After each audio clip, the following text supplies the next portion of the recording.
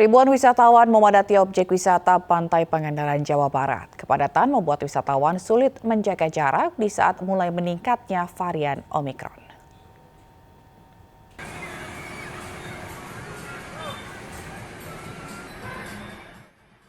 Pantai Barat Pangandaran pada akhir libur Natal dan Tahun Baru hari ini dipadati ribuan wisatawan dari berbagai wilayah. Wisatawan melakukan berbagai aktivitas mulai dari berenang, main pasir hingga bersantai. Membludaknya pengunjung membuat wisatawan sulit menjaga jarak. Bahkan sebagian wisatawan juga abai protokol kesehatan di saat mulai meningkatnya varian Omikron. Teman-teman bayar kerja, jadi nggak bisa cuti. Jadi kita ngambilnya di akhir liburan daripada anak-anak nggak kemana-mana kan.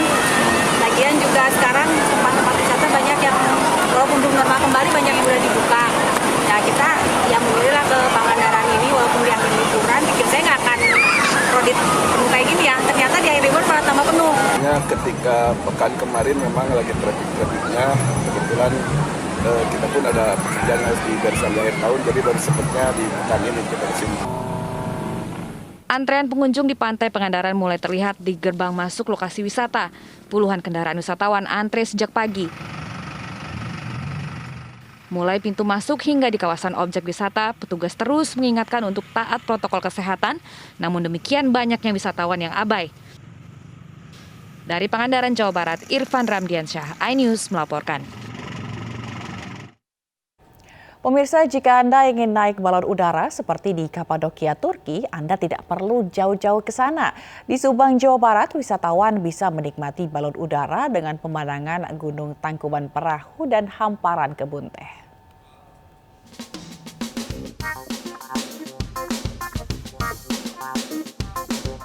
Jalan-jalan di langit naik balon udara, gimana ya rasanya? Wah, penasaran banget nih untuk mencoba wahana baru di area wisata pemandian air panas Sariater, Subang, Jawa Barat. Balon udara di kawasan ini merupakan objek wisata balon udara satu-satunya yang resmi di Indonesia. Balon udara ini juga dikemudikan oleh petugas yang sudah berlisensi. Saat melayang di udara, kita akan dimanjakan dengan pemandangan Gunung Tangkuban Perahu serta hamparan kebun teh yang indah banget. Apalagi udaranya sejuk banget. Bayanginnya aja udah bikin happy ya. Luar biasa banget sih, harus nyobain. Ini bener-bener enak banget. Jauh-jauh ke Turki, udah ada di Subang. Dan ini pemandangannya oke banget. Kalian harus coba. Jadi pemandangannya apa aja sih? Gunung-gunung, pemandangan rumah-rumah sekitar juga, tapi view-nya bagus banget. Iya, kebun teh juga ada. Tangkuban Perahu juga kelihatan sih sedikit gunungnya. Jadi Bapak dan Ibu, semua pecinta wisata tidak perlu pergi ke Turki jauh-jauh ke Turki, tapi bisa berkunjung ke Sariater Hot Spring Ciater Subang ini sudah bisa mendapatkan pengalaman sensasi terbang di atas ketinggian sekitar 45 meter di atas permukaan tanah. Akan menikmati sensasi melihat pemandangan yang sejajar dengan Gunung Tangkuban Perahu. Kemudian di latar belakangnya juga ada pegunungan-pegunungan yang tentunya akan menjadi pengalaman yang cukup menyenangkan. Nah, kalau pemirsa tertarik, Anda bisa datang pada pukul 6 hingga 9 pagi dengan melakukan reservasi 1 hari sebelumnya. Biaya yang harus disiapkan sebesar Rp500.000 per orang. Jangan lupa juga ya untuk disiplin menerapkan protokol kesehatan saat berwisata. Dari Subang, Jawa Barat, Yudi Heriawan, iNews melaporkan. Ratusan jemaah umroh Indonesia diberangkatkan ke Tanah Suci. Para jemaah antusias sekaligus terharu bisa menunaikan umroh perdananya di masa pandemi COVID-19.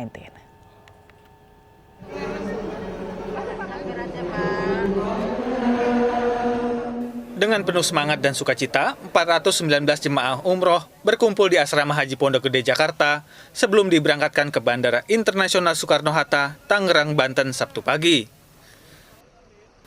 Mereka sangat antusias sekaligus terharu akhirnya bisa berangkat ke Tanah Suci. Sabtu kemarin merupakan keberangkatan jemaah umroh perdana di masa pandemi setelah lebih dari 1 tahun tidak ada keberangkatan jemaah dari Indonesia. Prosedur kita menggunakan kebijakan one gate policy, yaitu 1 pintu. Jamaah 1 kali 24 jam sebelum berangkat berkumpul di Asrama Haji Pondok Gede untuk dilakukan screening kesehatan, yaitu cek kesehatannya, dicek sertifikat vaksinnya, kemudian dilakukan PCR. Yang melakukan PCR adalah dari Rumah Sakit Kartika Pulmas, sesuai dengan rekomendasi pemerintah Arab Saudi. Sebelumnya, para jemaah dikarantina di Asrama Haji Pondok Gede selama 1 hari. Kemudian, setibanya di Tanah Suci, mereka kembali dikarantina selama 5 hari dan wajib memenuhi protokol kesehatan ketat. Vaksinasinya sudah otomatis by sistem, tidak dicek. Proses imigrasi tidak lebih dari 5 menit. Kemudian pengambilan barang begitu cepat, mereka punya target. Pertemuan kami terakhir dengan jajaran Kementerian Haji di Bandara Madinah kemarin, mereka punya SOP. 1 jam semenjak jamaah landing di pesawatnya landing, mereka punya kewajiban dalam 1 jam jamaah tersebut sudah menyelesaikan semua prosedur pemeriksaan, imigrasi, pengambilan bagasi, dan sudah berada di bis. Sepulang dari Tanah Suci nantinya, para jemaah umroh wajib mengikuti karantina sebagaimana yang diatur pemerintah. Tim iNews melaporkan. Sebanyak 109 calon jemaah diberangkatkan pada kloter kedua keberangkatan perdana ibadah umroh di Bandara Internasional Soekarno-Hatta Sabtu kemarin. Calon jemaah akan transit di Doha sebelum melanjutkan perjalanan menuju Madinah. Sabtu kemarin hari perdana diperbolehkannya keberangkatan umroh yakni pada 8 Januari 2022. Dan pada Sabtu siang kemarin 423 jemaah berangkat dengan maskapai Lion Air. Pada kloter 2 sebanyak 109 jemaah dengan menggunakan Qatar Airways yang berangkat pada Sabtu sore pukul 18.20 waktu Indonesia Barat.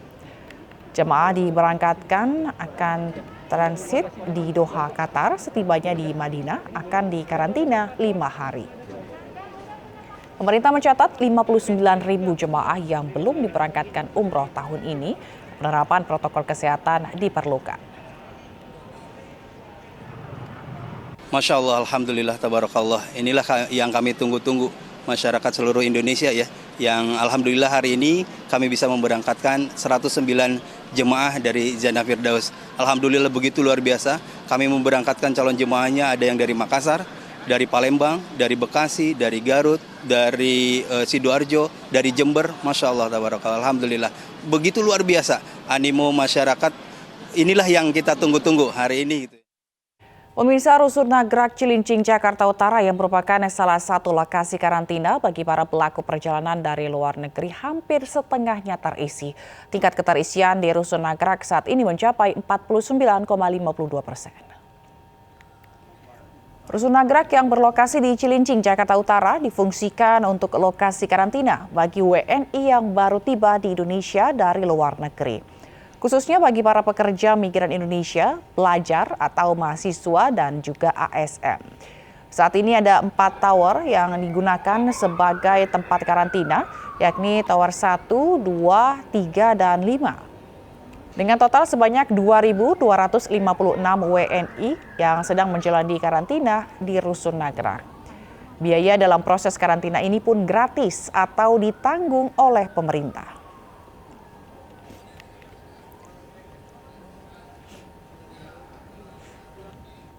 Sementara itu, 3 RT di Kelurahan Krukut, Taman Sari, Jakarta Barat di lockdown lokal selama 3 hari. Usai 33 orang dinyatakan reaktif COVID-19. Temuan ini berawal dari salah satu warga yang dinyatakan positif COVID-19 dari hasil PCR di rumah sakit.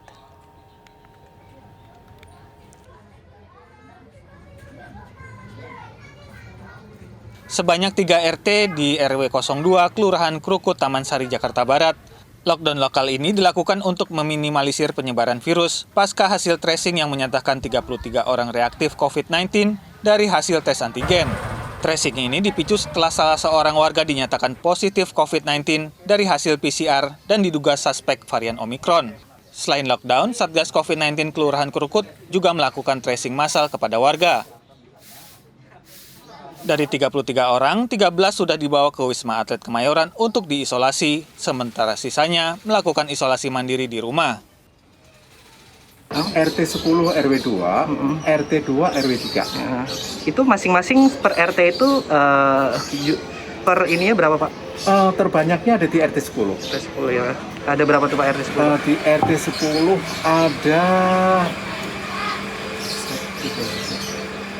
ada 10 orang, gitu.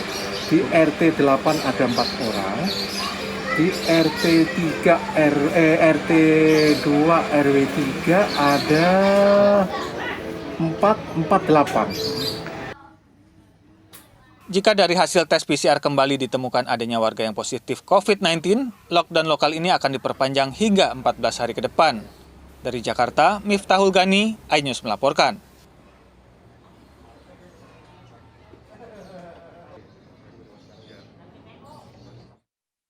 Penyanyi Ashanty hingga kini masih diisolasi di sebuah rumah sakit di daerah Bintaro setelah dinyatakan positif COVID-19. Kementerian Kesehatan juga masih meneliti sampel apakah Ashanty terpapar varian baru Omicron.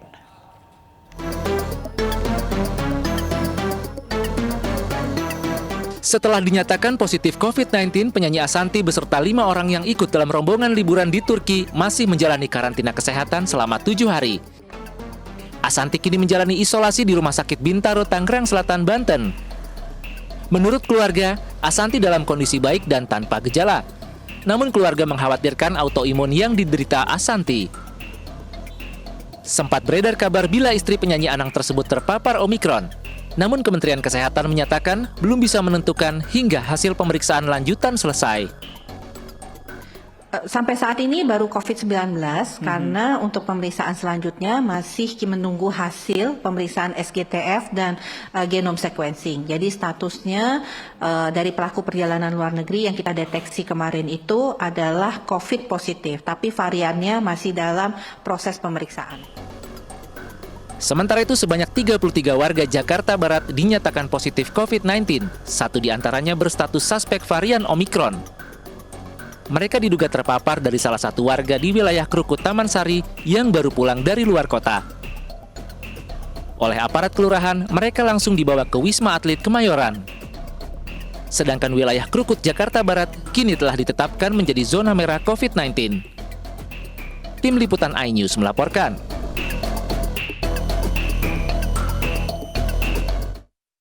Kita ke informasi lain, pemirsa. Pemerintah memulai pembangunan jalur ganda kereta api Solo Balapan Kalioso dan rekayasa lalu lintas di Simpang Joglo.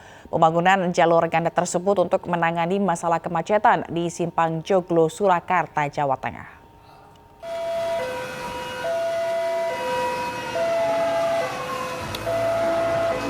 Dimulainya pembangunan jalur ganda kereta api Solo Balapan Kalioso dan rekayasa lalu lintas di Simpang Joglo ditandai dengan groundbreaking oleh Menteri Perhubungan Budi Karya Sumadi Sabtu kemarin. Turut hadir dalam acara peletakan batu pertama proyek Gubernur Jawa Tengah Ganjar Pranowo dan Wali Kota Surakarta Gibran Rakabuming Raka.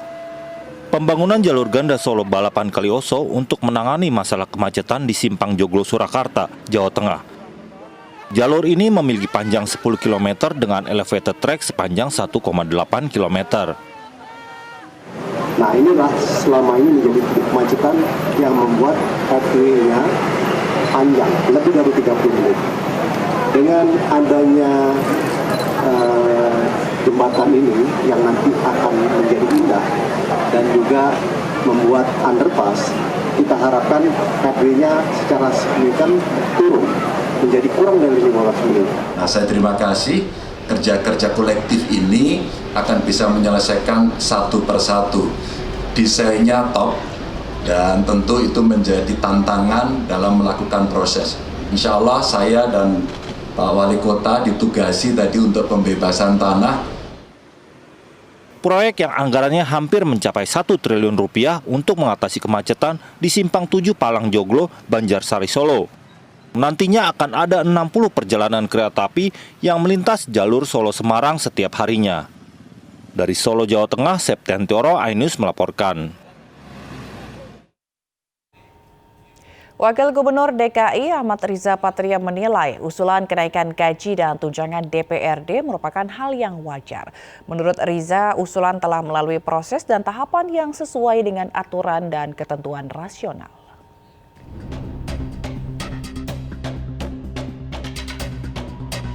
Tahun 2021, DKI Jakarta menganggarkan belanja gaji dan tunjangan dewan sebesar 150,9 miliar rupiah dan tahun 2022 anggaran tersebut ditambah sebesar 26,43 miliar rupiah menjadi 177,4 miliar rupiah. Usulan kenaikan menarik perhatian Kementerian Dalam Negeri yang akan melakukan evaluasi. Wagub DKI Ariza Patria menyatakan usulan kenaikan anggaran gaji dan tunjangan Dewan masih dalam batas kewajaran karena telah melalui proses dan tahapan yang sesuai dengan aturan dan ketentuan rasional. Usulan ini kan ada prosesnya, ada tahapannya.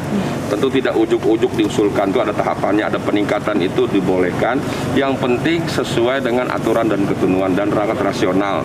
Dan juga harus memperhatikan kemampuan kita. Dan yang tidak kalah penting harus ada juga rasa. Dalam kebijakan umum anggaran dan prioritas plafon anggaran sementara, setiap anggota Dewan bisa mengantongi sebesar Rp139 juta lebih setiap bulan dari gaji dan tunjangan yang didapat.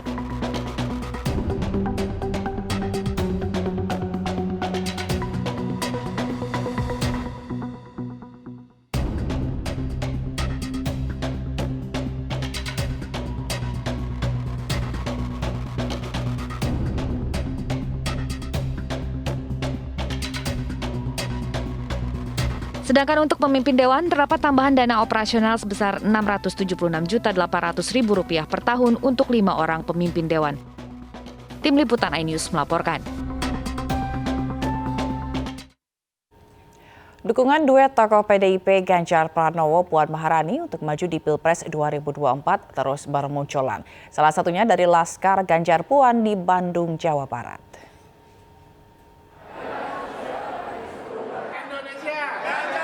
Gubernur Jawa Tengah Ganjar Pranowo dan Ketua DPR RI Puan Maharani didorong untuk maju di Pilpres 2024. Jawa Barat sebagai pelopor pembentukan Laskar Ganjar Puan LGP menggelar deklarasi dan pemberian surat mandat dari DPP Laskar Ganjar Puan kepada DPD dan DPC se-Jawa Barat.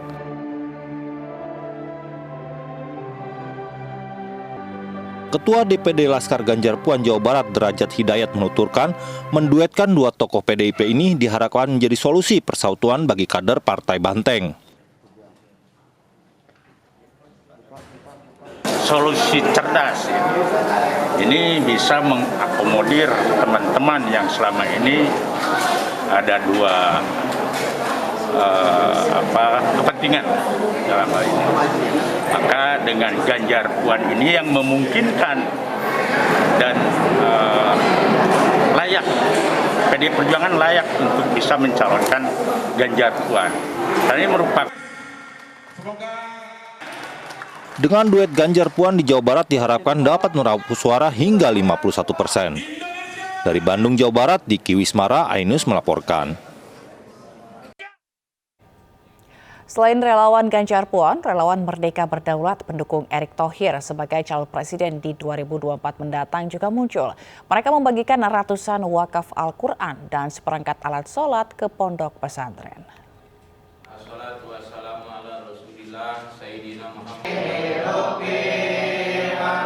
Zikri Fauzan, seorang pria yang mengatasnamakan relawan Merdeka Berdaulat untuk Erick Thohir menuju Indonesia 2024, mengunjungi pondok pesantren Miftahus Sidik di kawasan Kampung Cipataruman, Desa Kecamatan Sindangkerta, Kabupaten Bandung Barat.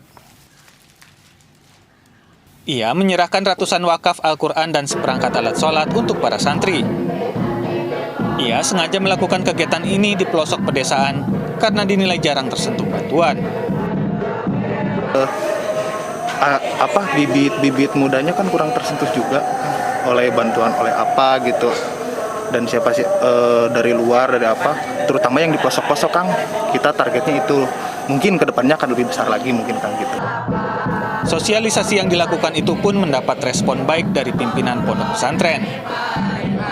Semuanya ada 35 orang, yang mukimin kurang lebih ada 20 yang tidur di sini. Gitu. Kebetulan MCK-nya belum selesai, ada satu di bawah, alhamdulillah. Zikri juga berharap Indonesia ke depan menjadi lebih baik, damai, adil, dan makmur dengan kekayaan sumber daya alam yang dimilikinya. Dari Bandung Barat, Jawa Barat, Yuwono, iNews melaporkan.